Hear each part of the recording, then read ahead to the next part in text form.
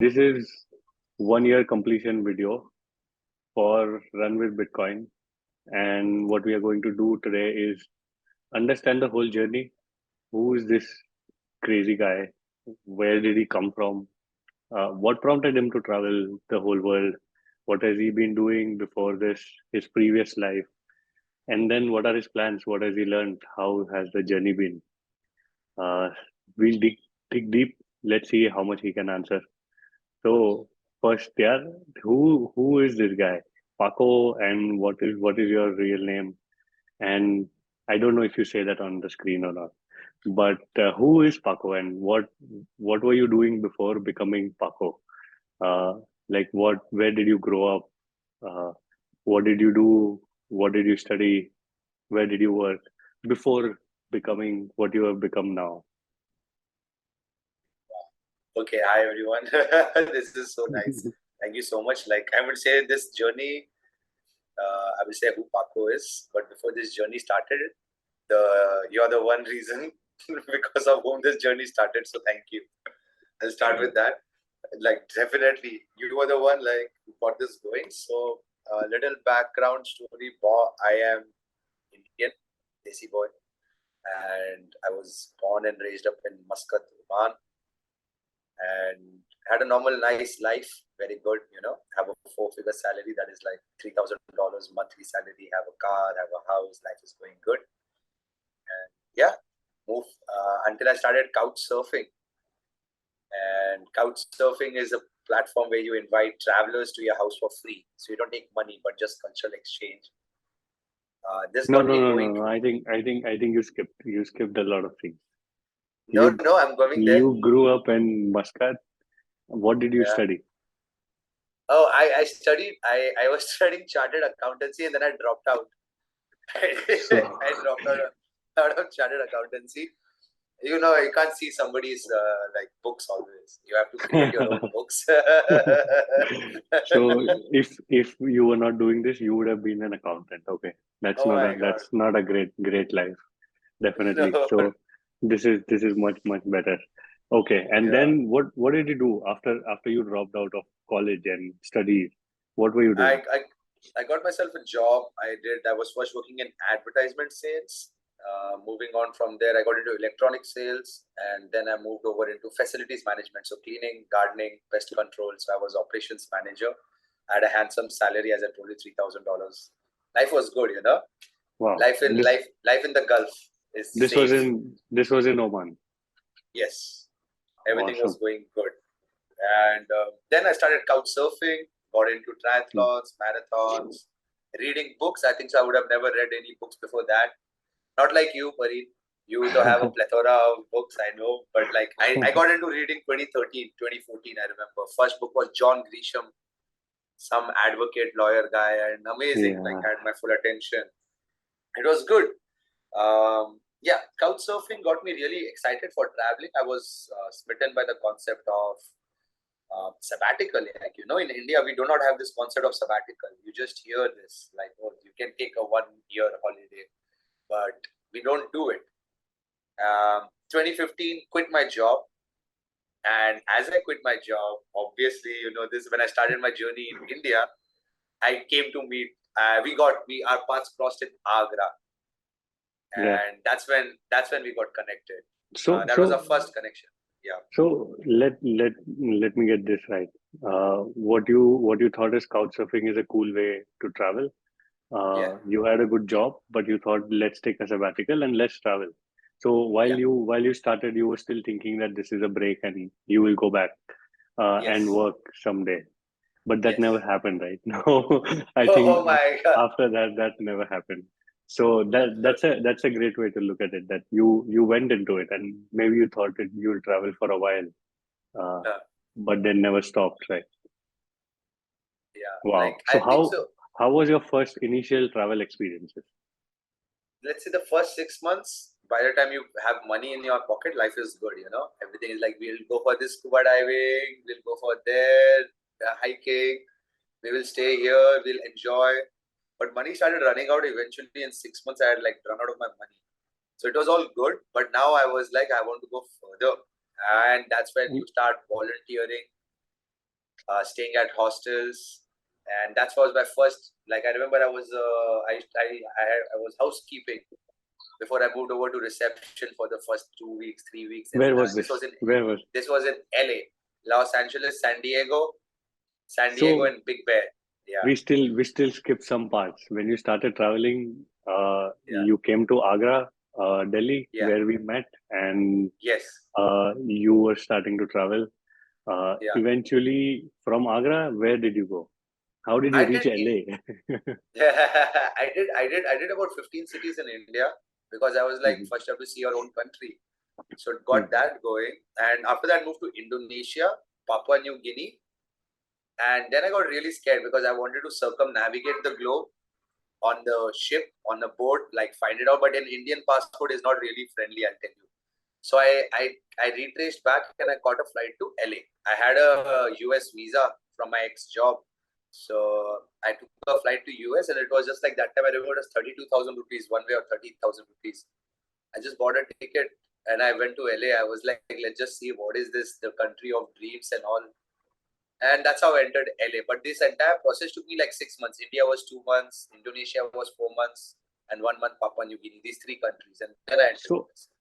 all of these months while you were traveling, you ran out of money already, right? So while Yeah, let's say you reached US, did you have yeah. anything substantial I with you, I, I or had I had about 1,200 US dollars or 1,300 US dollars.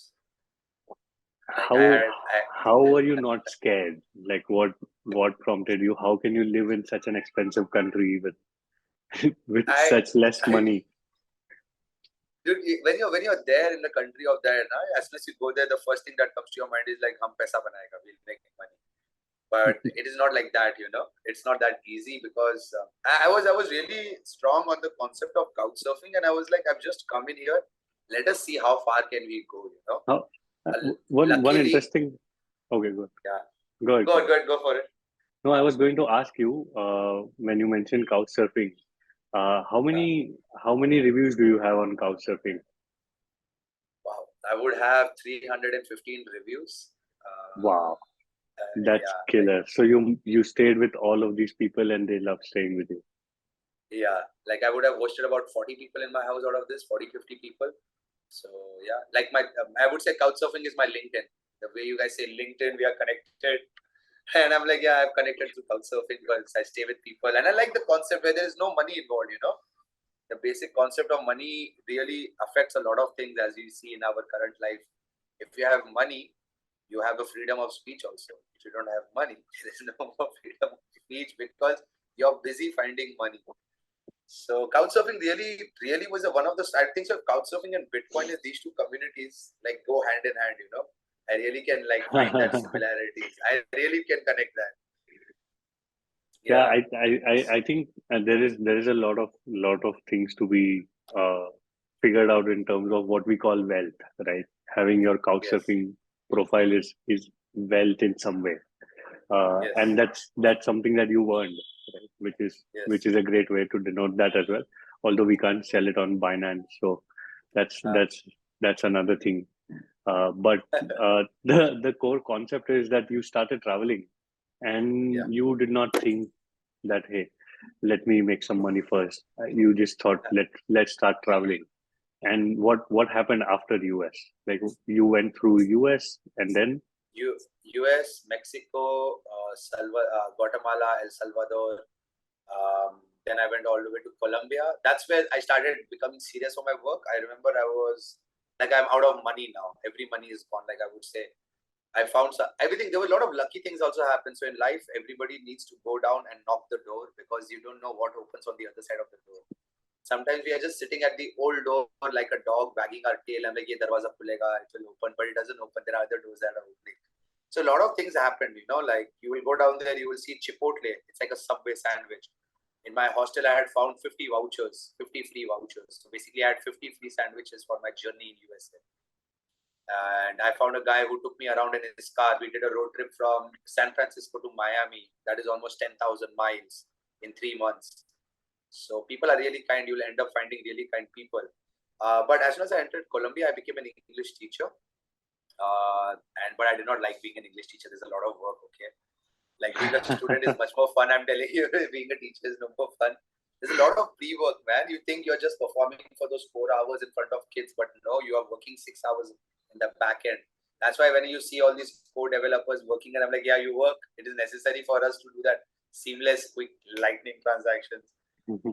Then I moved over to Ecuador. In Ecuador, I came out to a concept called dumpster diving. That's where my barter system kicked in. Where Whoa. You need to explain to everyone what dumpster diving is for people who don't know. So the first thing that comes to mind is dumpster is like I'm jumping in the garbage cans and finding food, but nope. That's a level before this, where you go down to a vegetable or a fruit market, and every morning or every evening, before when they're opening and when they're closing, they're letting go of semi bad veggies or fruits or anything. So I used to help them in cleaning up their stores, and they used to give me fruits and veggies. I used to take such lots of fruits and veggies, go to my hostel. It's free food in the hostel. And I used to barter this for a pair of socks, for a ticket, for going down to a mountain, for buying bus, anywhere I used to exchange fruit. I did a bungee jump by exchanging fruits. I did rafting by exchanging veggies. I went parasailing, that thing that you're flying in the air, that thing by so barters. I was living off a barter system for 2-3 months, but then I moved into Peru and I didn't want to continue that, and I started selling peanuts. So yeah, I used to sell peanuts. I used to sell a lot of peanuts. I was a smart seller, not like an old guy, not asking for sympathy or empathy. It was more out of joy and fun, and people supported a lot. I went to see Machu Picchu thanks to my peanut selling. Moved over into Chile. Chile, I did 2 jobs as a guide in English, Spanish guide. I speak fluent Spanish. That's why the name Paco comes into our life also, because Paco is a Spanish word. And I was into wood cutting. So carrying logs here because it used to be really cold down there near. Got there, and then in Argentina, the last job was writing people's name in Hindi. That's when I became super lazy. My work was going down.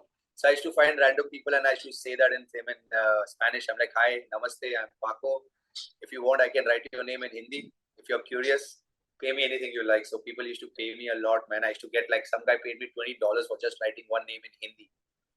And I was just like, wow, somebody took me home. Somebody took me to see penguins. I got to see these penguins. I was like, wow.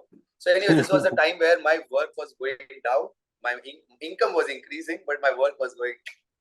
I wrapped that up, came back to meet my parents 2018.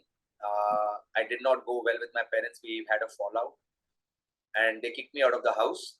So, and when they kicked me out of the house, let me get this. Like, you've done all of this now. You've gone from India to Southeast Asia, and then US, and then entire South America. And then you're back. Like, how does your family react now when you're back? What do they feel like? Do they feel that, hey, wow, this guy is doing something exciting? Probably you had a lot of articles published about you, a lot of places where you went, people really know you, right? And does this sound like a star, or what do they think about this whole journey that you were on? The 2018, when they met me, they were like, okay, now you have traveled. Congratulations. Now what will you eat? And I was like, oh, that is so true. Where is the money? So it was a lot of reality check for me in my life, man. Like at the end of the day, you need money in your pocket, man. I am going to tell this to everyone and everyone. You need a little bit in your pocket.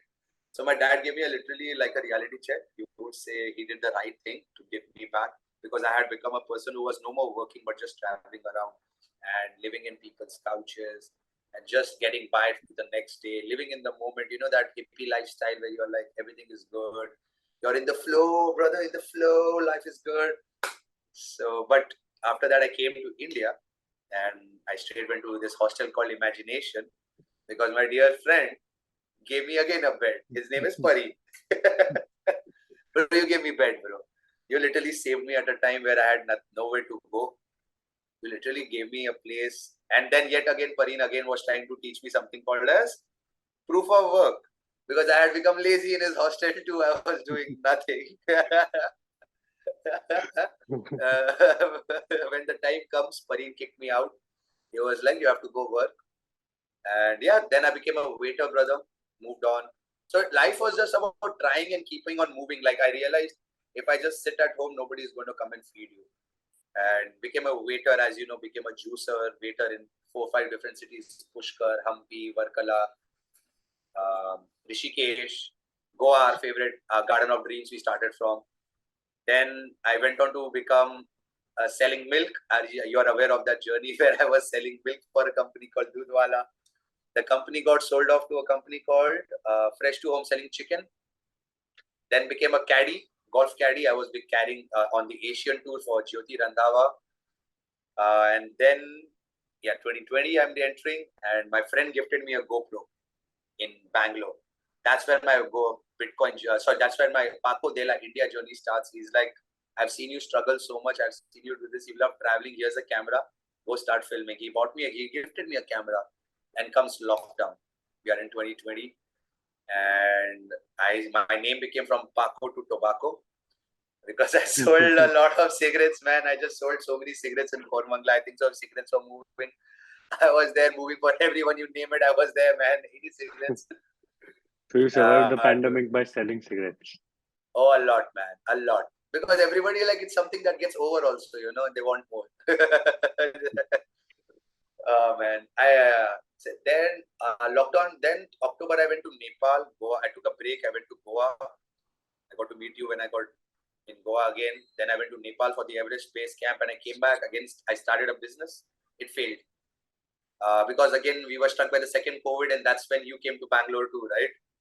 That's when we met also. We were trying to do something, and fast forward to the month of July 31st, August, I am frantically calling you. I'm like, Pareen, give me a job. Pareen, give me a job. Pareen, give me a job.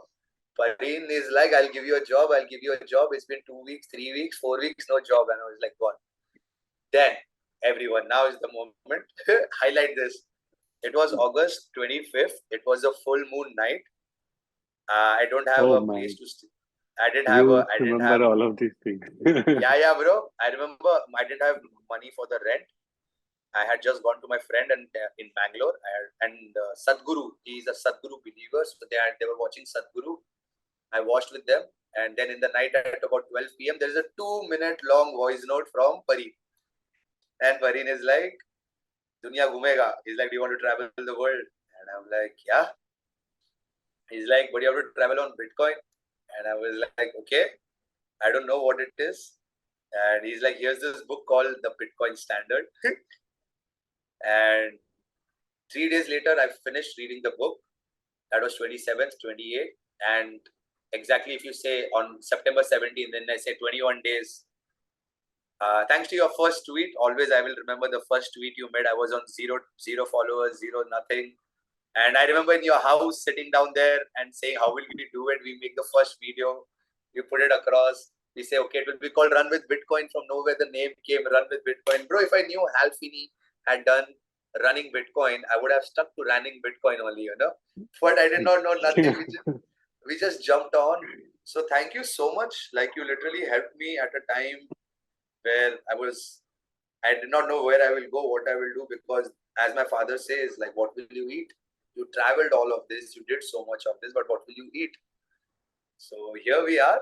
Pareen advised me, like, it will be a crowd-funded campaign, and I was really scared, like, how will crowdfund come? But I remember the first meetup, it was Roshan from GoSats. He's like, here you go, 200 USD. I was like, damn, this works. And then I sold furniture and all. Yeah, and then the journey begins for Run with Bitcoin journey, where you sell off your furniture and you just start. Yeah. When you started, you were just starting on the journey to understand Bitcoin as well, right? Yes. And now you have some crazy amount of knowledge about how Bitcoin works and everything related to that. Like, what do you think? Absolutely, when you were starting out, something that you did not figure out about Bitcoin or ever think that I will figure out about Bitcoin. This is so crazy that it just blows my mind away. The equality concept when they say it's in school, everybody does not have a same starting line. And this is something that hit me. Was one of the biggest thing which I saw personally was from the 14th century to 18th century, from the Christopher Columbus era, from the Portuguese coins to the Spanish coins to the Dutch to the French to the pounds. All of these were gold coins or silver coins or copper coins. That means an Indian gold coin or a Russian gold coin or a Nigerian gold coin or an Australian gold coin in 18th century was all gold. That means you and me were making the same money. But now, $1 is 83 rupees, $1 is 2,000 francs, $1 is Zimbabwe is gone only $1. But like this disparity happened where it's just a paper money. And I was like, dude, this hits so bad. And everybody just can't save any money, man. Now with the devaluation of your money and inflation, you're getting a double attack and you can't save any money. And if you can't save money, you won't have free time. If you don't have free time, how would you have headspace? If you don't have headspace, you will not grow. You will not even dream. Like in Africa, you can't even. I remember I was in this refugee camp. I was talking to this little girl. She's been in refugee camp for 10 years. And she's like, yeah, I want to grow up and become a UN member because the UN member comes and gives us free food. And I was like, how? So see the dream, how a person is dreaming also. It's not about I want to be a doctor or a scientist or I want to help the world. No, it's just like a UN person. Like it has just become that way. And just to see this money disparity when you're just having this cheap free money, literally cheap free money. Like when I started India, $1 was 73, man. Now $1 is 83. Yeah. Right? Come on, like it's a year. Like year. it's I'm here talking to you across, and these little things I started seeing this on ground. See, there's one thing sitting on Twitter and shouting hodl and hyper Bitcoinization, but to go down on the ground and see that how your money is getting wiped out, it'll really hit me as a human that we have forgotten work. Now it is all about POS, proof of shit. Piece of shit is called, but it has gone really bad. It has really gone so bad where we are unable to dream. See, you, me right now, or the people who are listening to this, they have food, shelter, clothing, right? We have the basic, if you look at the Maslow's hierarchy, the pyramid, we have the first layer clear. We are thinking of the second, third, security, self-esteem. We are going to the top self-esteem, the fifth one. But there it was just like, hey, when you don't have money only to cover the first layer, how do you think of the second layer? You don't grow. Even if the money that you're saving, this little girl in Nigeria, Oluchi, she saves 5,000 naira. Okay. 5,000 naira is now $5. Okay. Oh. She's saving 5,000 naira per year. Why? Before it was, so the money got devalued last year, whatever. She says she saves this money because in Christmas, she is going to go buy her mother a gift and her mother buys her a gift. Nice. But how do you tell this little girl that her 5,000 after next year is worth 3,000? How do you say that to a little girl? Man, we were never taught about this, right? We were never worried about it. And like, how do you do this? So you're just like, you're watching it wipe out in front of your ear. Like in Ethiopia, I was at the duty free. I'm trying to spend my last local currency. I am in Ethiopia. I'm in Addis Ababa. They don't even accept your local money. Oh. Dude, which country do you think had the worst out of everywhere that you travel? How many countries did you do? I did 21 countries. 21 countries. Which one would you say was really, really in dire position? I would say the countries that have really come out, like South Sudan for that one matter. Second, Zimbabwe. I would say South Sudan was really bad, man. Very, very, very bad. Like I would say, I would give it to you. In 2011, they got independence. Okay. That time they got separated from Sudan. So that's a young country, right? So they just have this dollar peg and everything. One South Sudanese pound was $3 in 2011. Yeah. One South Sudanese pound is $3. That's strong, right? Now, $1 is 700 pounds. Oh, that's crazy in 10 years. That's insane. Dude, how will a youth dream? And then when you're just having fighting of these tribal wars and all, bro, we don't know what war is. We are sitting on a Twitter and telling, oh my God, RIP, self, support, due. It is a different thing when you're getting up in the morning and there's a fear that you could be shot. Let's go back. Let's go back a little. when you started, right? When you started, the idea was let's travel on Bitcoin, let's figure out how this works, and while you go, you wanted to convert many people on the way, right? That's the idea. So Correct. how was the first leg of the journey? Which cities did you go to, and who were those first people who ended up supporting you in this journey? Nice. Man, the first leg of the journey was India. I was on zero. The plan was to travel 40 countries in 400 days by using Bitcoin. That means from my hotel, stay, movement, anything will be on Bitcoin. That was the original plan. And we started off really good.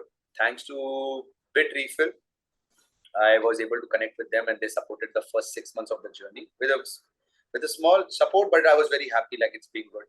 So I started from India. In India, we did 15, 16 cities, I think so. So we were hosting meetups also in every city. Started from Bangalore, Mumbai, Pune, Vadodara. Got to meet in Vadodara or in somewhere. I got to meet Naimish there.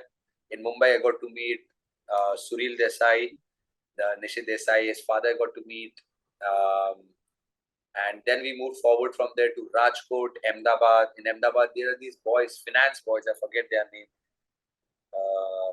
They supported me. So every city, there were people who were supporting me. Either they were hosting me in their house, or they were Bitcoiners, and they were hosting me in their house, or they were getting me connected, or they were receiving me in their hotel.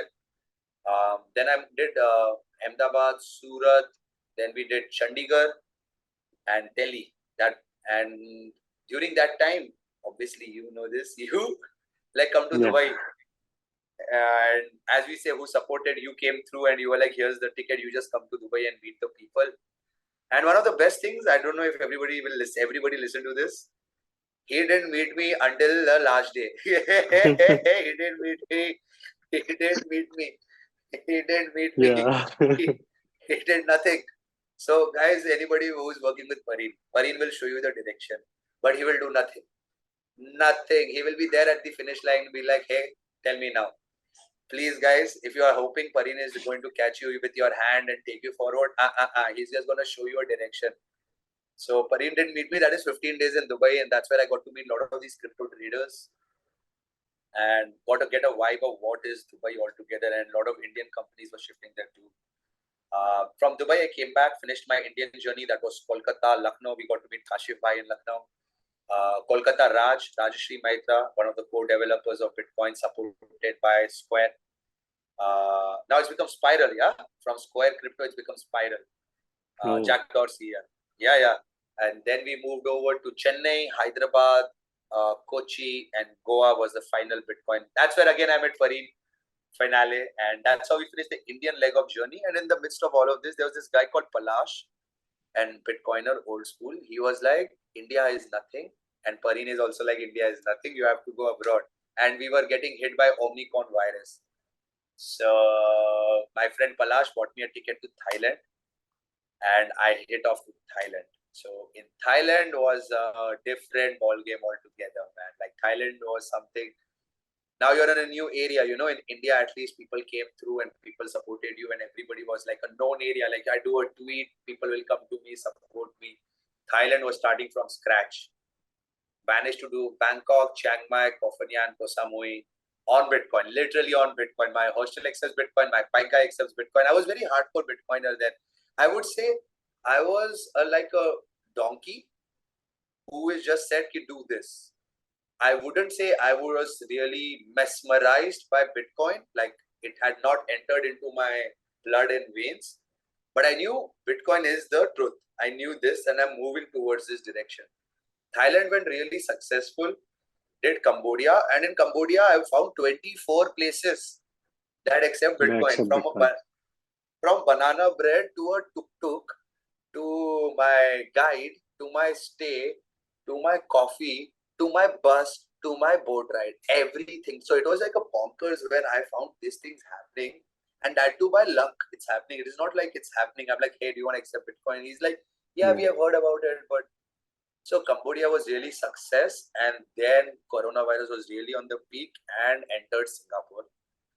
Singapore was a place where I think so Fiat money was made for Singapore. I feel, bro, the way Fiat money moves there. Oh my God. Singapore, I got really good connect. Draper Startup House really supported me. I got some contribution from a couple of Bitcoiners.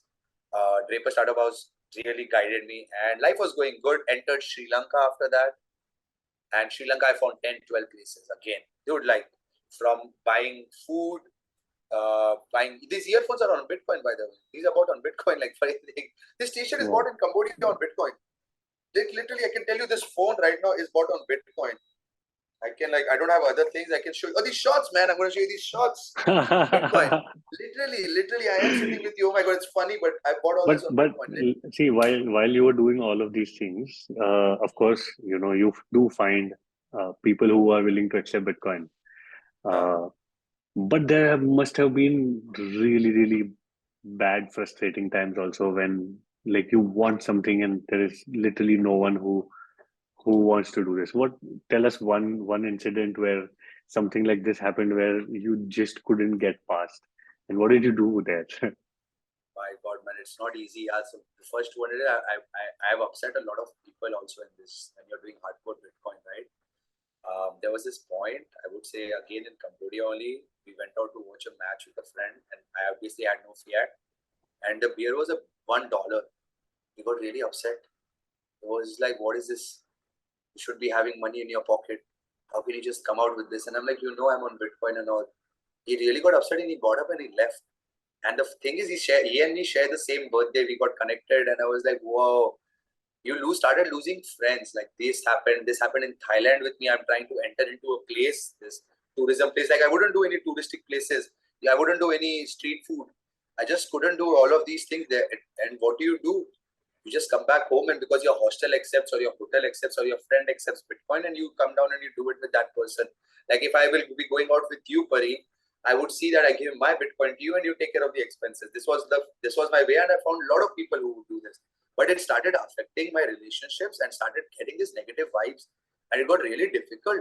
Like I was standing practically outside this beautiful place in Thailand, and like got really nice monuments made of rock sculptures and all, and you couldn't go in because the Oh, person I went with said, no, I will not take Bitcoin from you. And I'm like, shit. And I'm like, okay, now what do you do? So it was really hardcore also, like trying to take public transports for that matter was a big challenge. So it was really difficult. Like anybody says like I can travel on Bitcoin. Yes, it is possible. 2 days in an Amsterdam or in a American city, you can definitely manage it out. But as soon as you come down to Asian countries, it plays different game. Huh?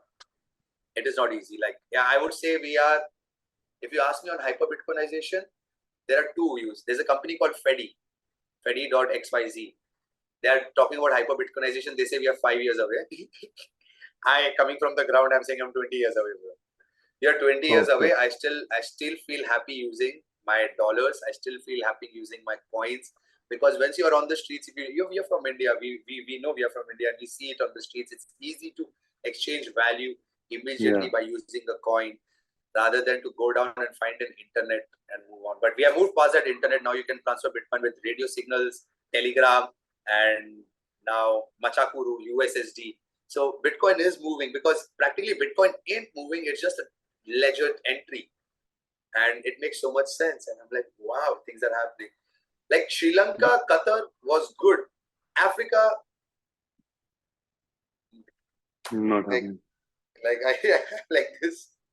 But Africa. wherever you went to all of these countries, when you met someone who, let's say, wouldn't accept or wouldn't want to listen to what you were saying, what was your usual modus operandi? Like you went to a place and then started talking to people and informed them, or just let it go and let them ask, or what was like your approach to this? Mm, I say, let's say I've entered Kenya. Before entering Kenya, my go-to attack used to be Twitter. Ask anybody to please connect me on Twitter.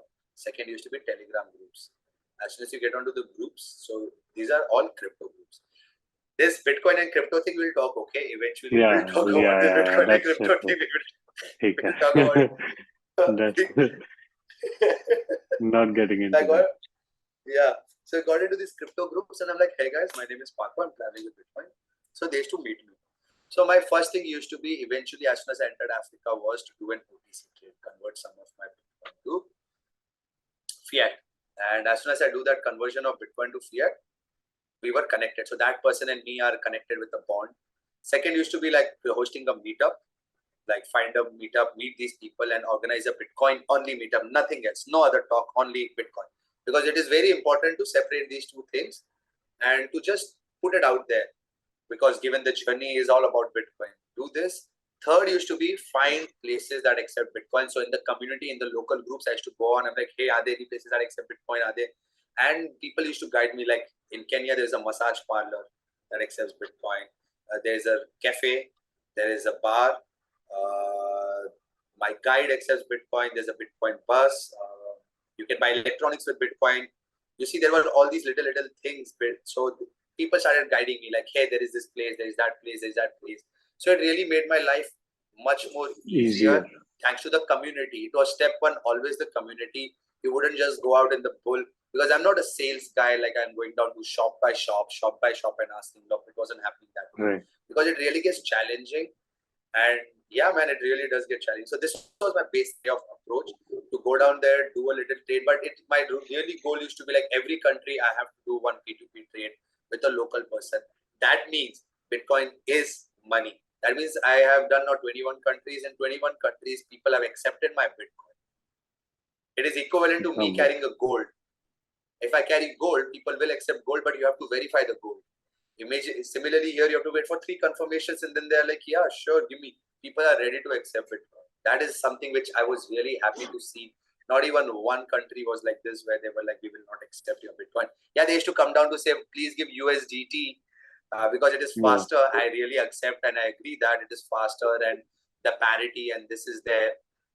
But people accept Bitcoin in all these countries, man. I would say this to you. Anybody who wants to say, yeah. We'll have to get into why Bitcoin and not crypto later. But just to track your journey through this, all of India and Asia, when you went there, what kind of response did you usually get from people? Also, what were you thinking? Like, where is this journey going? Did you ever have times where you felt that what the fuck, man, why am I doing this? What am I getting out of this? Right? Because you're not becoming a millionaire as yet, at least, right? So no, it's not like you are making loads and loads of money doing this. So what is it that kept you going? For me, at that very moment, I had seen the ultimate like power of Bitcoin when this is in Africa, my Bitcoin strength got confirmed, where it went like, I started feeling like a Thor. And I'm going to flash my wallet. I was like, Thor has this hammer. I'm like, I have my wallet. For me, it was always the next country, because a lot of people supported me. So we keep shouting hodl, but these are Bitcoiners who literally shared their Satoshis with me. That means they wanted it to go further. So for me, that energy was a very strong riding force that me to reach to the next country. So it was not always like 6 months or a 1 year plan. It was like the next country. It was very simple to take it at the next country, because you were fighting coronavirus at one time, where you had to do quarantine and flight tickets and just take flights. They had stopped the land borders also. So for me to take flights and quarantine, you were bound to spend a lot of money also. So it was always like, you are going to do to the next country and you're going to still find and see what happens. I was always thinking, like when I started my journey, I was thinking I'll find 3 or 5 people who would accept. But when I said 20, 24 people in Cambodia accepting Bitcoin, and that is just like, hey, that is really amazing. It gave me so much joy, I think. So then the community's energy and the drive, the run kept on pushing, and it was like a snowball effect, I would say. It was it was like something, everybody was together. Like they would say, somebody said to me, like, there are some people who don't want you to complete the journey. But I'm like, there are some people who want this to happen because they share their Satoshis with me to continue doing this. And this was the way it just went on increasing until I reached Africa. And that's where, when you see, What was the bleakest moment for you? Like, what was the darkest moment when you thought, like, fuck this, I don't know if this is going to happen? The journey? Yeah. Oh, There must God. have been some days where you thought like, fuck this, man. Why am I doing this? Like, Yeah, man. The last 100 days. Like when you so I'll tell you, brother. We all have never seen what is a war country. We have never faced it. We just watched it on Twitter or on Aaj Tak News, breaking news and shit's breaking news. The mind space of those people down there is really heavy. When there is no money, when you have no money, right? It really affects you psychologically to do anything and everything. It affects you. It really affects you in every place. So for me, this was the time after Nigeria, I would say. As soon as I was entering Cameroon, you could hear people, the fear in the eye, or Central Africa. Like Central Africa Republic, man, was one place where I just was like, hey, it is legal, but they are shilling their shitcoin, man. Simple as that. They call it on the liquid Bitcoin. They say it's a sidechain on Bitcoin. But Central Africa Republic is a legal country for Bitcoin, and not even one person is using it. All right, not wow. even one person, bro. Like not even one person, man. That's where I was just like, hey, where is my hyper Bitcoinization, man? And I see this country, because I travel by buses, and I see they don't have electricity, man. And I'm like, they don't have electricity. People are living in mud houses. We are still in the traditional finance. Like, there is no money with the common person to think of anything else. There's nothing. Like, that's one place where I was really. And then, you see the UN military, the Russian military, this military, that military. Always you just see guns everywhere. It just affects you, it just affects you. That's where I started letting go. Like, I was like, okay, what am I doing now? Because then it was more about like survival mode was coming down. Like, how do you move forward? You say it's a legal country and there is nothing in 6 months. Yeah. While you were going through all of these, terrible experiences and uh, figuring out a lot of realities, eventually, on the other hand, you were also getting a lot of praise, right? Like Cointelegraph did a profile on you. Yeah. Yeah. It's an, yeah. Again? Sorry, एक minute Hello? Minute निकल गया. You're gone missing. Sorry, यार. Huh? कोई नहीं. Sorry, ठीक आ Hi, गया. welcome back. Welcome back. हाँ. But I think so. For that, Africa was a very nice thing that happened to me, was because a lot of good things also happened because of that, man. Forbes article picked up, Cointelegraph picked up, people in the community started following. So it was a long, like the entire Africa was following this. Right. And that's when the Africa connected. Like for me, Africa I still consider as one country for me.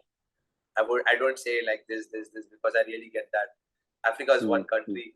And it's as I say, snowball effect. So a lot of good things were happening for this journey to go forward. Pax full jumped on. Pax, you're there? हाँ. एक minute.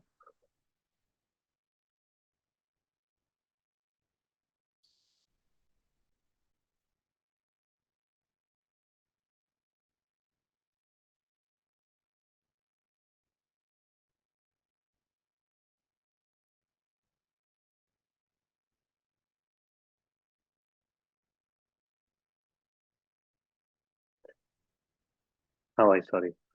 Yeah, welcome back. Yeah. Sorry. So, So yeah, I mean, from these weakest of moments and all the bad things that were happening to the time where you get featured in publications like Forbes, Cointelegraph, you get to meet some amazing Bitcoiners. You get to really hang out with some cool people. yeah. You go on Twitter Spaces as a speaker where Jack Dorsey and Michael Taylor are listening to you. These guys start following you, and you're really getting into the circuit in that sense, right? So there's a sense of belongingness, but there's also this journey which is hard, and there is a lot of struggle in this. How do you think of this? Like, do you need one or the other? Do you want the struggle to stop, or how do you see this going? Or do you think you will be in this state forever? I see this as my father says, for a donkey to work, you have to give a carrot in the front and a stick from the behind. So you need both. Yeah, so it's nice. Like it's nice to just get that, feel that belonging, like, getting connected to the community, because we all talk about the Bitcoin maximalists as Hmm. being these toxic, bad people, but they're really nice people.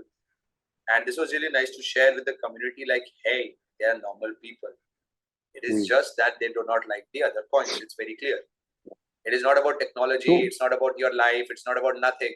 And just to have this feeling, and then to be able to share this on a Twitter space, or as you say, or getting featured in all these places, it just is like that carrot for me, where you're like, yeah, okay, it is. You're on the right track. You're on the right track. You're on the right track. When that little push comes, I remember randomly somebody had sent me about 2,000 US dollars worth of Bitcoin, and I had just entered Central African Republic, and I was like, phew, got a breathing space, because Paxful contract had just gone out. And I was hmm. like, oh my God. So it was just like at points where it is just like it's going down, but then it reflects back up. So it's just like your Bitcoin chart only. It's going to go down and boom, it will come up. And then you're like, okay, then it'll go down and it's, So it's, it's a it's roller good. coaster Yes. that ride Yes. is, right. Yeah. We also saw Paxful putting up your pictures on Mumbai cab, Yeah. right? Yeah. So someone posted on Twitter that your face was on cab Yeah. in Mumbai. Yeah. All Yeah. of these things I don't think can be planned in that No, sense. It's very hard to do that. But definitely. let's say while your journey, you must have met some really nasty people as well, right? Uh, I don't know. I don't want to get into your take on maximalism and all that. But what was the nastiest experience and what was the nicest experience that you had? Oh my God. Nicest I would say is maximalist people. I would give it to you. I have met almost seven of these people, No, no. to count One even. experience that really stands out for you. For the nastiest experience, man, I think so, bro. When I was strip checked in Congo, they were fine. Oh, Oh, you guys would love it. You guys would love it. you. You guys would love it. To everybody who doubts Bitcoin, who doubts the potential of Bitcoin for you guys. I was in Congo, South Sudan border. DGM, the Director General of Migration, called me to his office and told me this is a war zone. I was like, okay, sir. He's like, there are refugee camps. I'm like, fair enough. He's like, who gave you the permission to come here? And I showed him the visa, and he's like, no, where is the written permission? And I'm like, what nonsense. Then he's like, he came across my drone and my camera. He's like, where is this permission for filming? And I'm like, I don't have permission. He's like, $150. And I was on my knees because I just had $10 worth of cash because I was going to go to South Sudan, do a P2P trade and get cash. This guy opened all my bag, everything. He stripped me. I was naked in front of Congo police. They couldn't find any money.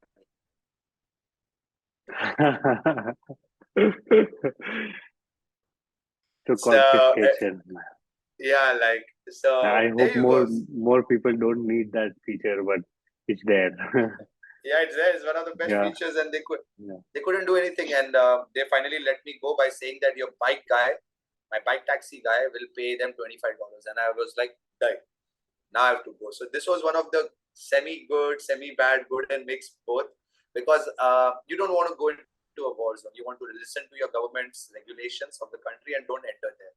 But me being me, a little traveler soul, so just ventured around there, and now I've learned my lesson, and I'm going to respect only, because you wouldn't face all these things if you are going flying in, flying out to the capital cities. If they all are super safe. No country in Africa, I would say, is unsafe unless you go down to the war zones. There you go. Then that's a different game. So that was one of And the nasty. Yeah. what was the nicest thing that have happened to you? Oh my God, so many things. I think so. Me sitting here and talking to you is all because of all the nice things that have happened. I would say 99.999 things have happened really good. I really believe there's a Satoshi cloak guiding this journey. There's a Satoshi cloak around you. That's like Harry Potter had his cloak, he goes invisible. I swear to God, I felt that. I felt that because this is not possible. You can't clap with one hand. You just cannot do it. Like we all are like this. Bitcoiners are just like this. Fat, small, big, tall, whatever. But when you eat your biryani, all come together. And this is what a Bitcoiner is. We all are together. I had really nice experiences. One of the best experiences I would say is this Bitcoiner 2012, Bitcoiner 2012. Okay. So imagine a 2012 Bitcoiner has gone through so many paranoia, so many thought processes and everything to reach to 2022. Yeah, hard time hodler. Finally, he let go of his hodlings, this bull run, and he went down all the way to Botswana, bought a land in the desert, and started permaculture. I was Oh. like impressed. I was so impressed, and he's growing potatoes because he says, after all, life is all about growing your own potatoes. And this is one Bitcoiner that really gave me a lot of joy. I got so happy because he said to me, he's there during the Bitcoin Foundation times when Bitcoin used to be given to a lot of people. And he's like, we gave away so much Bitcoin, so much Bitcoin, so much Bitcoin we gave away around with people with Max Kaiser. They were all together. And he's like, but there were no results. He was like, I myself want to see personally what does go in an NGO. So he set up an NGO himself to go through the entire hardship, the process to see what is the pain. Because it's easy to send some Satoshis over, but you know that Satoshis will not reach to the right people. So he himself took up these things and he's doing this schooling. He's teaching children there about permaculture and how the water to be handling. And after him, I have met another 6 people who have their own land. So every Bitcoiner out there, please get your own land. Please get your own land. That is a scarce resource. You need food. You need water. You don't need your metaverse feeling. You won't be wearing this when you don't have electricity. I'm telling you guys, there is 2 hours of electricity in major parts of the African countries in the central and the western part. 2 hours a day. Okay, when there is no electricity, how will you live in your metaverse, man? Tell me. Like literally, you need your piece of land, and that's why I think some Yeah. Marine is there on that journey. You know I, that. I can definitely. I think most people that I've met who are at this intersection, who are not just in crypto or Yeah, Bitcoin for money, yeah, uh, yeah, have this mindset of a good healthy lifestyle and the world, right? yeah. But let me also play devil's advocate. Now you are a Okay. Bitcoin expert, so we're supposed to ask you some crazy tough questions about Bitcoin also, right? Uh, Okay.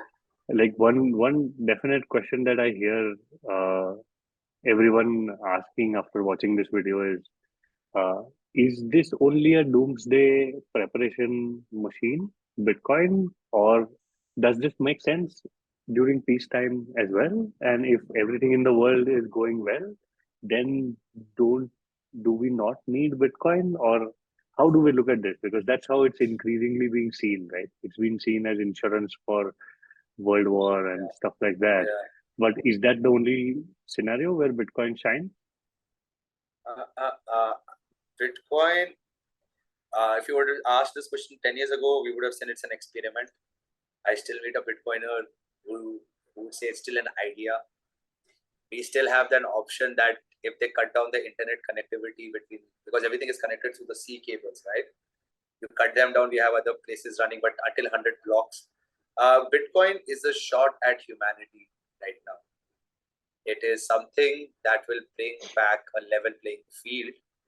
Uh, the doomsday thing that we say, like the world is going to end and everything, uh, when there's an oversupply of money, it's practically monopoly game. Everybody who has played Monopoly, this is what is happening. But in Monopoly, you just had one board.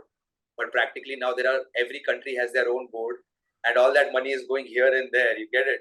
So it's just creating a lot of things for everyone. It's just hyperinflating everything. It is our short, like I would say, Bitcoin fails, humanity fails. I'll put it that way. I would put it like this: Bitcoin is giving us space, time, because once your money starts holding value, you have time and space. And when you have time and space, what do you do with your time? And with that time, I have seen Bitcoiners trying to do really great job rather than just talking about making money, money, money, money, 10x, 100x, 1000x. It is all talking about what is wealth that holds value and moves through space and time. Um, I would say Bitcoin solves so many more things psychologically also. Like I would say, if you look back into our forefathers, let's say our grandparents, right? They used to make how many babies? 6, 7, 5, 8, 9 babies. And now we have come to an era where we are making babies is a bad thing. And we are down to 1 or 2 kids we are making. The major factor I asked across 62 meetups that I hosted, everybody said this is because of money. And money has taken away our basic right of being a mammal. You see, we keep fighting like less is more now, right? Less is more, less children, less thing, less population. But if you have more population, you have more problems. You have more problems, you have more solutions, you have more solutions, you have more cost efficiency. That's why India is going so boldly strong. More is good. This is how humans have evolved over so many centuries or eras. We are trying to control a lot of those things that is supposed to be just natural, where kids, our parents and grandparents used to be happy that 1 rupee, 2 rupee, 3 rupees spending time with their family. And now here we are just working from morning to night. In fact, we are just connected 24/7, connected to a battery. What is a man without a battery today? We are just so connected. So Bitcoin is, in a very positive way, going to give you that freedom of understanding and freedom of, when your money holds value, then you have a lot of things to worry about, take care of and grow and think. When your money doesn't hold value, there's beautifully said in the Bitcoin Standard book, you had Michelangelo hanging from a ceiling, creating a masterpiece for 4 years during the gold standard because he was getting paid in gold, creating some quality work. And now you have Miley Cyrus twerking her ass for $100,000. So that is paper money for you guys, man. Okay, this Yeah. this is a good point to take your uncensored, absolutely blunt thoughts on why Bitcoin and not crypto. Yeah. I'm sure people must have told you, right, that hey, why only Bitcoin? Why are you not? And what is your answer to that? Like, why are Yeah. you still sticking to Bitcoin? Bitcoin is, I mostly, since I was traveling through a lot of Christian people, Christian communities, I should say Bitcoin was found by Satoshi Nakamoto. He seemed like Jesus. We do not know who Jesus is. We do not know who Satoshi is. And even if Satoshi Nakamoto comes back to life, it is unable to change the code unless and until you have $30 billion worth of computers and a 51% attack. But we can't ourselves get a we can't even get our country together, and you want people to attack a network code. But my general question, my answer to them used to be always, crypto is created by a human, and that human has power over it. A human has something called as greed. Very good, something that recently happened. I follow little uses on crypto. BNB increased their supply from 160 million to 200 million. Yeah. But it was written in the white paper, right? It is 160 million. It's going to be a fixed supply. Yeah. It is very easy for anybody. I give everybody very good example. Let's say super fashion. Super fashion sells clothes. Great. They have their coins, super coins. Life is good, right? Super coins is there. It's on a blockchain. Wow, blockchain. And suddenly, after a while, super fashion stops accepting dollars, says only super coins. Everybody buys super coins. But after 6 months, the super fashion has started doing massage business. You are stuck with super coins. Yeah. Second thing is, super coins is controlled by a human. Yeah, they call it the blockchain. And everybody is trying to go for that immutability and everything. I would say Bitcoin is the rod on which the curtains are hanging. If Bitcoin fails, all the coins fail. So you As a definitely blockchain, don't think that there is going to be a Bitcoin killer, and then that no, takes over. No, no, we are that humans. Look at us. should Look have at been us. We are predicted. humans. Never. Anybody shouting for this and claiming to do this is practically too confident on its product. And I like products. I like technology. I am in all favor for it. If there was no technology, you and me wouldn't be talking this right now. You and me wouldn't even have been talking anything about it. We wouldn't even be connected. So I Yeah. am in all in favor of this. But this coin concept, because I have seen people lose a lot of money in Africa. You know, when you just have little, and that little is also taken away, right? Once bitten, twice shy. People have this entire concept, and Bitcoin is seen as a synonym. Bitcoin is seen as a synonym, like, oh, Bitcoin is seen as a synonym by Central Africa also. They have their own Sango coin. And everybody sees, oh, Bitcoin is trading, Bitcoin is get rich quick scheme, Bitcoin is all of this, Bitcoin is this. People are seeing it just at the price action because that's what everybody talks about. But if you see the value of Bitcoin, it's off the roof. The price is way too cheap. Even you know that, and I know that. When that Congo police accident thing happened with me, I was like, oh my God, this is so true. When my $100 bill, this is my $100 that I got today, right? It was written 2013. They didn't convert it for me. They didn't convert my 2013 bill. Your money has an expiry period. and we're talking about coins and blockchains, and anybody can pause it and everything. I believe in the magnificence and the thing. We have abundance. There's abundance in this world. We humans, there will be multiple coins. There will be everything. All of this will be there. But you need to know what is step one, what is Bitcoin, Before we talking, you and me talking, we know what is A, B, C, D, E, F, G. Then only we move forward into nouns and pronouns and everything. That is what Bitcoin is giving you to understand what is Bitcoin, what is that freedom. There's a reason you and me moved away from our parents' house, because we wanted freedom. We couldn't be dictated, we couldn't be controlled. There's a reason most of the Indian companies have gone to Dubai. So Bitcoin is that thing. Yeah. Got it. So essentially, what you are saying is immutable hai. That is Yeah. the main thing. If it can be changed once, it can be changed twice, and it can be changed, and then it doesn't matter. Which is mostly what I've heard uh, Yeah. people say. Uh, Yeah. but let's say there's also a crazy amount of people out there uh, who still have to be exposed to something like this. You said that you think hyper Bitcoinization will happen in 20 years from now. What what are you working towards? Like we've seen your journey from India to Southeast Asia, Africa. Now you're going to El Salvador, uh, and you will keep doing this. But where do you see this going? This is going towards something called education. I have understood you and me are talking here in English, but as soon as you take this language and convert it to 26 regional languages of India, the data will get converted and the emotions will be different.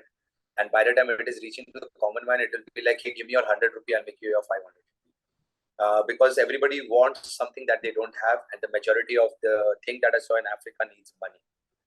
I see education is the way forward, and just giving education like hosting a meetup is not the best way. It is imparting them with tools to use it forward and creating a circular economy. This is what is happening in Bitcoin. Ikasi is doing it in South Africa. There is Bitcoin Beach, El Salvador, which we saw. There is in Guatemala, the Bitcoin Lake. There is Bitcoin Jungle in Costa Rica. And there were another couple. The Philippines just recently got another 200 outlets that accept Bitcoin. So it is the education of creating a circular economy, because listen, if I have this piece of dollar and if I can't convert it, I will not have this dollar. People want to convert their Bitcoin to cash to use for day-to-day purposes. You have your stable coins backed and all, but education will take a long way, because if you and me are now speaking in Gujarati, you would connect. You would just come down with your puns, you will say the right words, you'll connect with it. You will stop seeing this as a trading tool. But when you see this, I speak in English, you're just like, okay, tell me more, tell me more, tell me more, tell me more. See, Bitcoin is a feeling. Bitcoin is a feeling. It is not just like, oh yeah, I have something, I've done investment. I met this rich guy, a Dubai billionaire. He's a sheikh in Kenya. It was a dinner. I'm wearing my Bitcoin t-shirt. It was a crypto dinner. I was invited. And he's asked me, what do I do? I'm like, I'm traveling the world with Bitcoin. He's like, Bitcoin is going to zero. I woke up from the table and I'm like, thank you, sir. I went back, continued my drinks. And I said, this is what the rich people want to have, is power. This they will not understand. That common lady selling bananas on the street, trying to save that 5-10 rupees, is getting hit by devaluation and inflation every year. Inflation is good, right? I love inflation. Every year you want a 10% hike, I want a 10% hike. Increment is good. But you're also hitting me with devaluation and overprinting, and you're just destroying my net worth, my strength. You're just destroying me practically. We have moved over from the era of having guns and weapons to fight and strength to using digital era. So we are moved on, right? We have moved on, but you're taking that away. You have taken in 1970s, you took my freedom away of moving. You took away my passport. You came up with the passport and the visa law, and now I can move my money. So I see these all things are just restraining a human's movement, and education will impart them to thinking it forward, because people still are scared of the government. Essentially, Bitcoin's main reason why Bitcoin is because immutability, and there is no human controlling it eventually. Now, path to hyper Bitcoinization, what do you think like people can do? You are educating people, chalo, we got that. Now, what do you think like normal supporters can do to make this happen faster if that's what we want? Yep. If they will have to start orange pilling their neighbor. They will have to start doing that. Like that is the only way forward I see, because there is a lot of noise. That's why they say ignore the noise, zoom out, see everything. The word crypto just gives you that really feared feeling. What is this cryptography and everything? You have to start talking to your parents, and you have to start talking to your brother. You have to start reading the book, the Bitcoin Standard for that matter, or by the Gigi 21 Lessons. You can just, because for me to say these words to you, I had to do such a long journey and read one book. For people to understand, they would have to listen to podcasts. So I was just running yesterday and I was thinking, I'm like, there are two kind of people. I used to say there is a street smart and a book smart. They have moved forward. They are street smart and pod smart people. Now there are people who just listen to podcasts. So you will start listening to a lot of people, you'll get a lot of ideas. And this only happens when you start feeling the crunch, the money crunch to your life. When there's a money crunch, you will feel it. When you are thirsty, you drink water. So for them, they would definitely have to start separating Bitcoin and crypto for that matter. They have to see the difference and share, because you and me talking right now has generated new idea, a new wavelength, a new thought process. When you're talking this with your loved one, there's a different process altogether also. And this is how the only shot for us will start, because hyper Bitcoinization gives somebody living in Nigeria or somebody living in India or somebody living in Australia, all are earning the same money. And it is scarce. Everybody is earning the same money, and at least as a store of value, which is what Bitcoin is known for, as a store of value. See, there are two kinds of Bitcoin. One wants store of value and one wants the Lightning Network hyper Bitcoinization. Step one would be store of value, man. I would definitely say would be considered, because once you feel this is eternal, and to all those people who say, what if a meteor hits us and the world fries up? And I'm like, bro, we won't be here to talk about it, man. And so it's a feeling. You'll start getting connected to Bitcoin the same way Indians are connected to gold. And no wonder India is the strongest country around the world, man. I would say to you, I've seen it all around. Even our little youth will go by that 1 gram of gold. So India is so strong. India is very, very strong compared to any other country I've come across. This is my very question to every person. And I ask everybody, is a dollar, you'd save your money. I'll ask you, Parin, dollar or rupee? Dollar, of course, yeah. Dollar, fair enough? Dollar or gold? Dollar, yeah, probably. Dollar, yeah. Some people would say dollar, or they will go to gold. In Africa, most of the people ended up saying gold. And then my next question was, how many of you have gold? And the answer was, and no one. Yeah, zero. And I shout out to them. I'm like, hey, you're honest, you're smart, you're educated, you're God-fearing, God-loving, and you know gold is the best option, but you still don't have it. You have something in your pocket that is depreciating, losing its value, and you still have that. And then they're like, it hits as a person like shit. Because how much big you want to go? I'm 33. Like when we'll become big, we'll do this. When we'll become big, when we grow up, and now we are there. Now where are we going to? I think mostly people get into this trap because they want their 100x out there, which is not going to happen in Bitcoin. We know that, but it's also not going to go to zero for sure. That's something that I think most people can agree on. This seems amazing, yeah. I mean, we've discussed quite a bit about your journey. I think everything that you posted on your newsletter and on your YouTube channel deserves a lot more attention than it gets. What is it that you are personally looking forward to in this journey now in the future? I started this journey by starting with 40 countries. I've done 21. Over this next year, I would love to finish this 19 countries, because this would connect the Eastern Europe and the Southern American parts, which basically would say anybody or give anybody around the world a pride of joy and something called as proof of work that Bitcoin is accepted in 40 countries. When you can say that, you don't need no one's permission to use Bitcoin, right? You don't need more. It's nothing. And when that is done, it, as it said, it's 1% inspiration, 99% perspiration. So I would love to be an inspiration for everyone around there so that they can do much more. Like if you have 5 million Bitcoiners around the world, even if you orange pill the next neighbor, that's 10 million. That 10 million makes it 20, 20 makes it 40, 40 makes it 80. I think so. I never had a purpose in my life before. I was a vagabond. I am a vagabond. I love moving. I love getting to know new people. I seek discomfort. Now I'm in the comfort of my home from 10 days, and I know what is life on the road and how we take everything for granted. I would see my life over the next 3 to 5 years, seeing that we will have at least another 5 to 8 countries that accept Bitcoin as their legal currency. I would really love to work with Samson Mao for that matter, with Blockstream, as he moves around internationally talking to delegates. I happened to talk to the Minister of Tourism of Kenya, President's Office, Central African Republic, Minister of Finance, Zambia, and Minister of Finance, Uganda. So I really love the fact it's knocking doors. You don't even know what happens. As I say, I was homeless. I had a loan. I had nothing to do last year. And now here I am just going all out on Bitcoin. And that too from my heart and not just from my pocket, like you say, and this is where I feel like, I do make a joke with everyone, and I would make this joke with everyone as like a man who has no love talks about love. A man who has no money talks about money. A man who doesn't have a Bitcoin talks about. That's me to you guys. I think this is the most fun journey that I've seen, even when it comes to traveling generally in the world.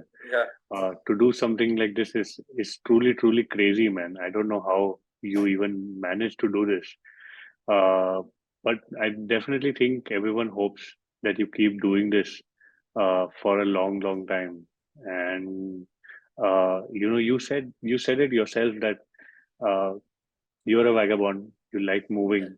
You like this particular life, and you do know what a stable home life is like.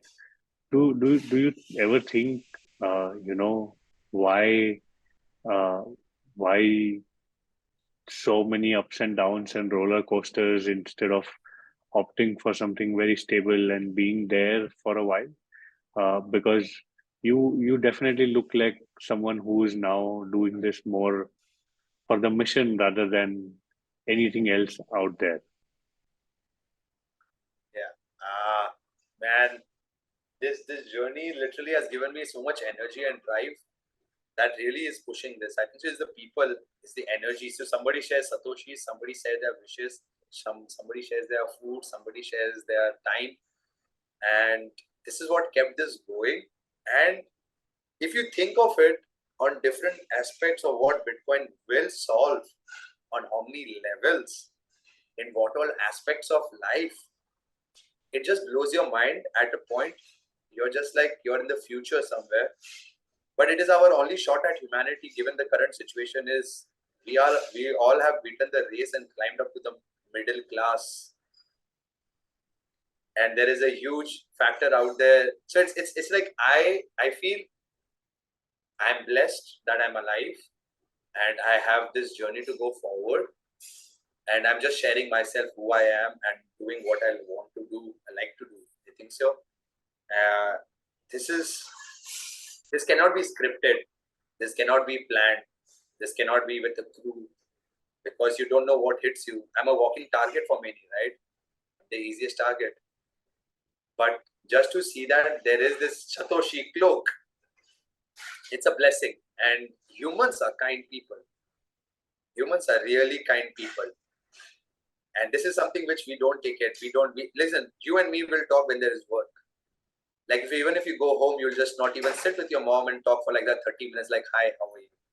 It'll be either ye banana hai, you want to eat this, you want to buy this, you want to do this, you want to make money. There is that basic time gone. And I don't blame it also because of the current economic situation is just such. Like it all boils down. So what has happened in my life is everything is boiled down to such Bitcoin. Like I miss normie life. I really miss normies. I really feel normies don't know anything and life is so good. My God, man, any I know. conversation. I don't think anyone No, expected to hear that. But yeah, ah, it's good. like, Good to see such honesty, man. yeah, like you're very normal. You're like Yeah, but everything do boils. you think you Yeah. can live with normies now, Oh yeah, or you yeah, just yeah, want yeah, to yeah. get a break from Bitcoin? No, no, no, no. You need a balance in your life. Too much of Bitcoin will make you too much I paranoia, think guys. when you are seeking normies, you are just trying to find out who next you can convert. Because when you meet these normies, you will just end up converting these people. So then again, they are all Bitcoiners. What is the point of doing that? But it is good. I want to be part of this 20 years of hyper Bitcoinization slowly and gradually. It's fun to watch a baby grow. And it's really fun to watch these normies go from this level to that level because it's become a talk of the town. Huh? Even if I don't hit the topic of Bitcoin, they come down and they're like, US is printing money. And I'm like, aha, that's it. That's it. It's just like it's like a small little drug, you know. They give you a little piece, and you're like, oh my god, this is one of us. And unless these Cardano people meet me, Ada Cardano, sorry, XRP family, Cello coins. When they meet me, right, they come like hesitant. They are like maximalist. But I want to stand there and I tell them like, hey, first of all, I want to say this out to everybody. There is nothing called Bitcoin maximalism, guys. This maximalism is giving out you a negative vibe and a negative energy, saying that, oh, he's maxi, he's gonna just move his weapons and just trash us and do this. I call a Bitcoiner a Bitcoin. That's it. A Bitcoiner is a Bitcoiner. There's nothing else of maxi and this. It is just a negative annotation or a feeling that's coming across with it. Bitcoin is a Bitcoiner. When I meet all of these people, they all are hesitant. They're like, we won't talk anything to Paco because he's just gonna go thrashing on it. And I'm like, it is not about thrashing. It is not about thrashing. It is just about me telling you. When you come down, E Naira. The E Naira is the CBDC of Nigeria. Sitting in front of me, Bantu blockchain, telling me it is decentralized. I'm like, oh wow. Tell me where all are the servers? He counted 6 countries. He counted me the servers. I'm like, how is that decentralized, sir? How is that decentralized? When you come and sit and shout. So the thing is that decentralized and the longest blockchain and this and that. Even Bitcoiners are sometimes calling Bitcoin as an idea. You know that? There are still Bitcoiners who will still call Bitcoin as still an idea. They'll be like, yeah, it's just still an idea, let's see what happens. Because we need a war, 4 years, and another 4 years, then again since the Bitcoin is dead, it is another 8 years of this process. By the time Bitcoin is reaching at $1 million, when they're like, our friend was telling us. And it is just like, it needs this, it's a process. It's a full process. Bitcoin is a teenager. Yeah. But you very casually put this in the conversation that Bitcoin is going to $1 million. That's not. I mean, the idea here is that we all have our different thesis and we all want different things to happen. While certainly we can definitely agree that Bitcoin is truly immutable, at least to the extent that's possible right now. And there are definitely countries who are trying to figure out how to legalize this as a tender, and hopefully, like you said, a few more countries will do that. So that's an amazing thing to think about. Also, you're going to El Salvador, right? And you're going to speak at a session there, right? How are you feeling? What are your expectations from this place? For me, it is just like practically sitting down with Supermans and Batman and Iron Mans of our community. Because every Who time are I these see a people Bitcoin, that you are looking forward to sitting down with? oh my God, there are definitely I would like to meet with Max Tyson and see why is he such way, because I've never met him in person. I'm really looking forward to Max. There is Vlad. There is Giacomo. There are these people, Nat Brunel. I'm not really good with these names of all of these people. There are, what's his guy called? What's the Sailor should be there. Jack is going to be in Ghana. So Jack Dorsey is Ghana. There were other people. I'm just running out of all the names, but so I'll tell you something very clear is I have not followed the eco space the way everybody follows the ecosystem. Like they know this guy's creating this guy's creating this guy's creating this. The way in India, what is happening any little project that will even think like sapne mein bhi aayega, you will be like, I know this project because you're very well connected. For me, my connection was more towards the human touch of what's happening on the ground. And I want to bring that point back. Why I say $1 million also is because I have seen 21 countries currency fall down. I have seen 21 countries people in pain. I've seen 21 countries youth trying to save money. I've seen 21 countries people saying we don't have gold. Then what do you have? So that's one point. So I'm really looking forward to San Salvador. For me, I'm just going to be down there and just sitting wherever I can sit and just be the Funsak Wangdu from Three Idiots and get in there and be like, okay, what are you creating? Because these Bitcoiners are the reason why I am what I am today. If these Bitcoiners did not believe, did not code, did not create, and did not stand by for the block size war, you and me wouldn't be here talking about this in such a easy and a casual way. So for me, it is like I see them as, and my hands go up like this. I'm like, thank you for believing. Thank you for giving us humans who never had a shot to freedom. Because every time there is a military standing down there with their guns and their weapons and they're setting down your bank accounts and everything, you don't have a voice. There's a very nice saying by President Amin. He's a Ugandan President X. He says, you have freedom of speech in the country, but freedom after speech is not guaranteed. And this is where we all are. You get it? You have freedom. But think of after the speech, what happens? Boom. What happens? Yeah. So Bitcoin is just that voiceless little thing. Like Bob Marley says, music defeats the purpose of language, the need of language. That's that Bitcoin. It's just so voiceless. It is just there. It is just there. Like as the last message from Satoshi Naka from Satoshi was, it's hit the bee's hornet, and now they are coming for us. And it really hits. Like I get goosebumps when I'm telling this to you, and it really hits. What happened? That 2013 people, 2017 people, dude, those guys have stuck by. That's why we are so strong. So I'm so excited to meet them and just be like, I won't be talking this, but I'll be just like, what are you creating next? What are the next tools you're giving me? How can I be a part of this? Because I really felt like this is like a cult, man. I'll say it out. It's a cult, but with you. Are you saying this in a good way or a bad way? Yeah. Very good way. Very good way, bro. I have seen when my dollar is worthless if I have a 2013 dollar. What are you talking about? Hey, you call my paper money like, huh? So I hope you don't go to any of the family parties, man. Because you will just be converting people, showing them $100 note. That won't be fun for them. It is a worthless piece of paper. Eventually, would you have thought a few years ago that this is something that you would be doing? No, I was. It's completely something, but it builds on your strength also, right? Your strength is travel. Your strength is to meet people. Sometimes there are a lot of people, when I meet them, they say, hey, I don't know how this guy can do this. How is he traveling without money and all that? And even before Bitcoin, when you were traveling without money, I generally feel like, I tell people that your currency is just the vibe that you carry. I remember that, all the billionaires inviting you, where most people can't go and meet them. Primarily because they want to experience your vibe. They want to see this freedom, fearlessness that you bring in, which is very rare, much rarer than Bitcoin, actually. That good vibe is the currency that actually takes you forward.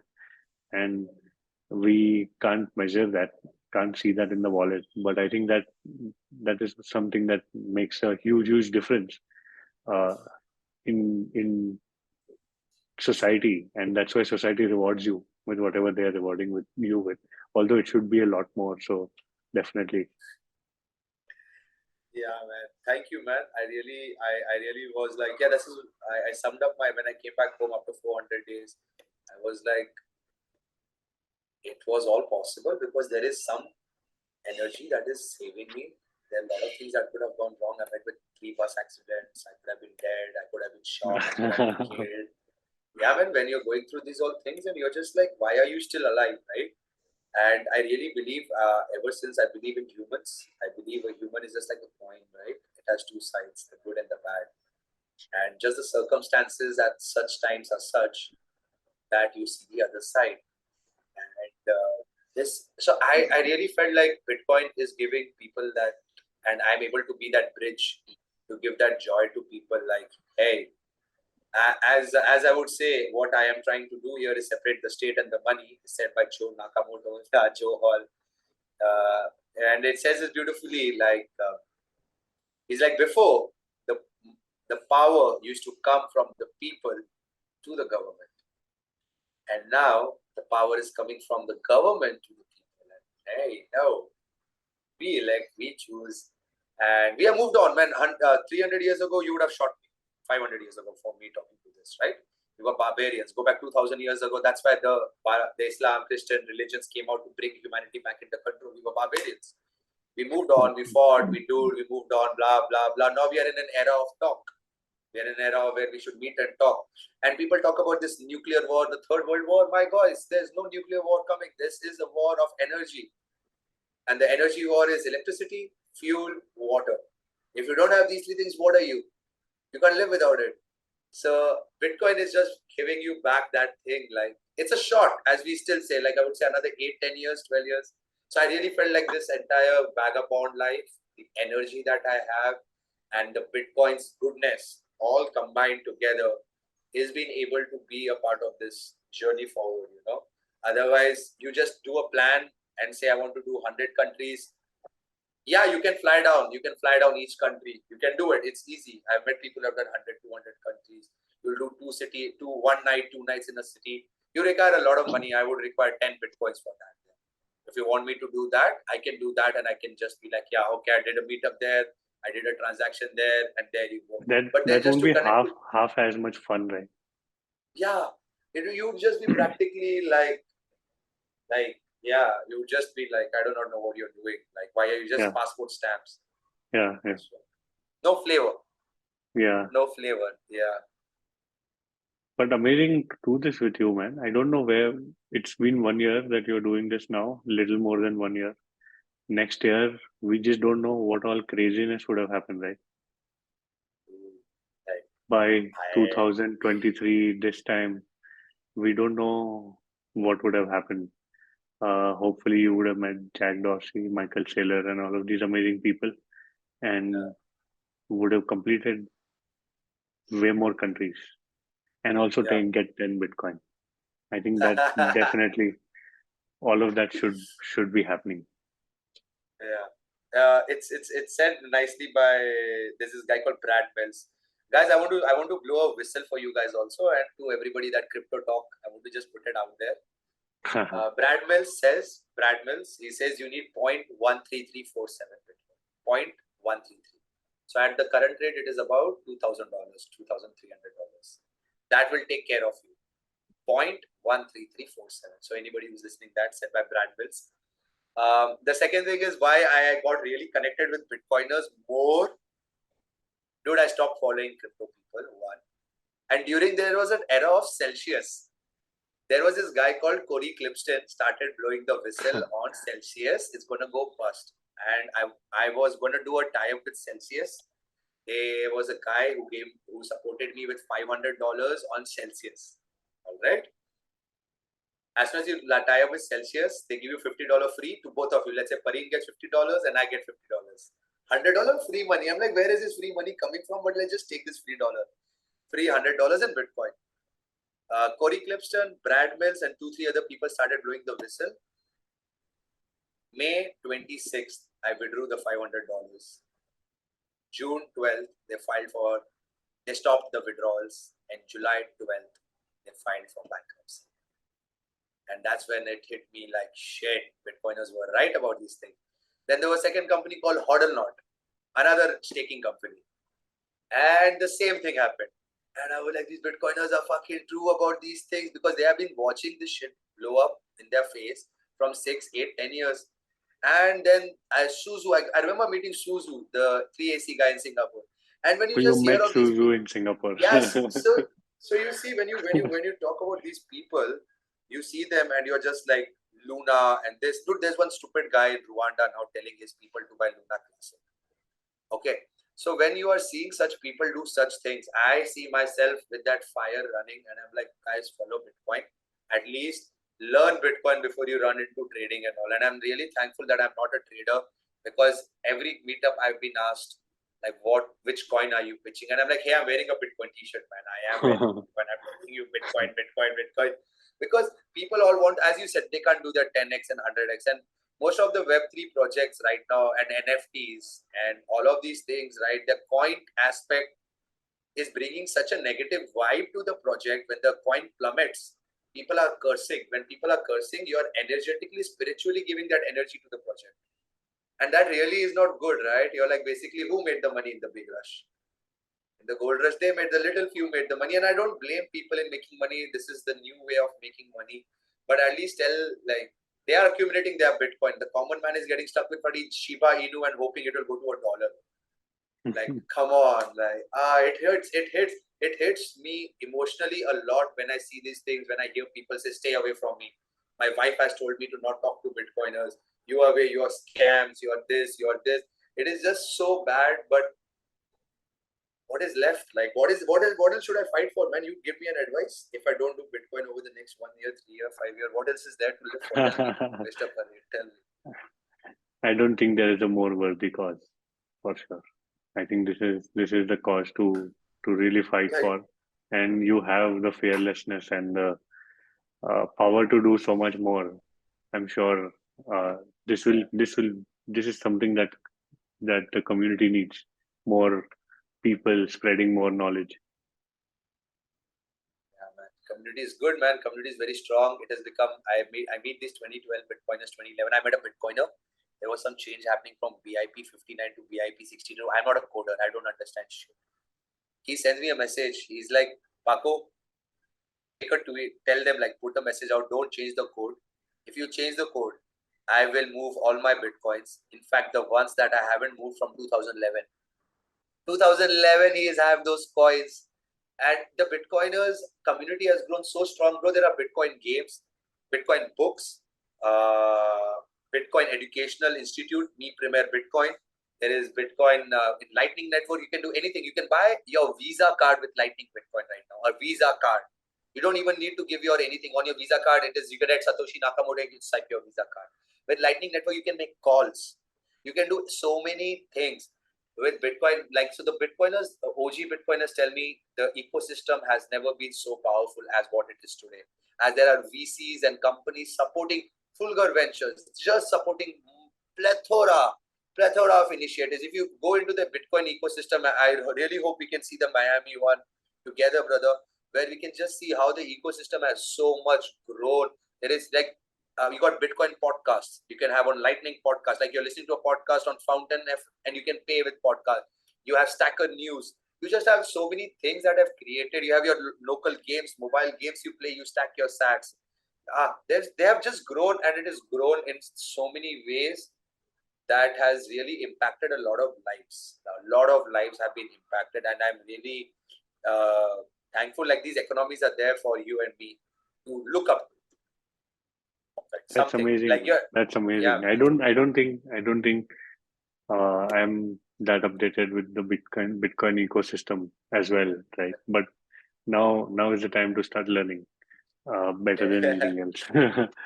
Also, one I think last question that I really wanted to ask is: do you think you will ever want to get off this roller coaster, or do you think like this way of life is something that you want to just keep continue? I see there needs to be work involved in whatever you do. Proof of work was very much understanding in my life, which I had lost. I think so 3-4 years of my life. I was taking like granted, like, hey, I'm a traveler, hey, I'm this, hey, I'm this, and I'm really thankful for my father telling me, what will you eat? I still will say this. I would really proof of work. So I would be doing work which is accountable, which is generating some results. So that will be there. So me moving around in such a way would get down lower and lower now, because I would like to go on ground, with the communities and see how we can empower the communities and do this, take this forward. So let's say that the pace I am moving, it will go slower and slower, and eventually it will become to that I'll be sitting in a country for like 3 months, 4 months to see how I can share this with people, because it's all about the people at the end of the day. Whatever you do, the biggest resource in the world is human resource. Without humans, you are nothing, man. No metaverse, no trading. Nothing will happen without humans. Nothing will happen. So I That's see myself awesome. doing that. Yeah, bro. I see this. I see myself sharing with the community. Until unless, like, I do not know who Nick Carter was, but they said he came down on Twitter and he says, "I'm leaving Bitcoin maximalism and my stars will continue to rise." So in his same words, I will say, I will keep working with Bitcoin until my stars continue to rise and see how I can be of use to the community and share this with people, because eventually, bro, in like banya terms or in straight up business terms, more people have Bitcoin, the Bitcoin price goes up. We are at 19.4 million Bitcoins already. What is left, man? Like, come on. It is like very simple. It is a very simple. There is no one is to one plus one is two here. There is nothing else is happening. So it is nice. It That's is true. nice. So, That's yeah, true. man. That's awesome. I think we needed to capture the 1 year journey. Looking forward to the next year and then meeting you soon in Yeah, India. yeah. Maybe on Web 5. What do you say, Parin, about Web 5 before you go? I don't think I understand much about the technology out there. I like the fact that there are no coins to be done here. Maybe that's one redundancy that's we are overdue correcting in the industry. If Jack Dorsey is working on something, definitely it must be cool. I also saw WordPress founder Matt working on that. That's this is like a dream team working on Web 5. I have no clue about how this is going to work or what's going to happen. I know it's an app store that they're developing and distributed apps on Bitcoin. I don't know how that's going to work as well, but definitely super eager to figure this out. Uh, because just because the team that's working on it is so amazing. Okay, nice. So you're because you're a Web3 guru for everyone. You're a Web3, like Yeah. people look up to you for Web3. Anything in Web3, they will shout out Parin's name. Anywhere in the world you are, they'll get you on a camera, from TV, everywhere. Web Parin is there, yeah, Parin No, Web3. So Parin has become a synonym from Web3, but you started from Bitcoin, right? no, of course, definitely. I think I started from Bitcoin. I still agree with everything that you say, which is the fact that Bitcoin is the only thing that is immutable at the end. And if you can change something once, you can change something again. So it's dependent on something, but also it's extremely new. Like I don't know. Sometimes I come across some thesis where it says Bitcoin is going to stagnate here. It seems like, yeah, maybe I'm not sure about it, but I know for a fact that if the fiat currency goes bust, we will need something, and that there is no better choice than Bitcoin at this stage uh, to be that world reserve currency. That's the scenario that I think uh, I'm looking forward to, or not looking forward to, but just imagining in my mind while I say, okay, I'm mostly a Bitcoiner. Of course, I do invest and hold and do other tokens, but at the end, the savings should not erode, which means that they have to be in Bitcoin. Nice. And we And we have we as have this we have this investor who said that until people when people are poor they are shitcoiners because they want 1000x. When they become rich, they become Bitcoiners because they don't want their money to go away. So maybe that's true. true, that's true. Yeah, man. I feel the vibe from you. So Yeah, in man. that sense, you are really rich already. We are rich, man. Time. We have time. Time is Yes, richness. But nice, man. Nice to share. awesome. Nice to listen to you. Thank you so much for sharing those Yeah. words. You made a Bitcoiner happy. No, it was great talking to you. Good that we Thank you, man. recorded this shit. Thank you, man. Likewise, bro.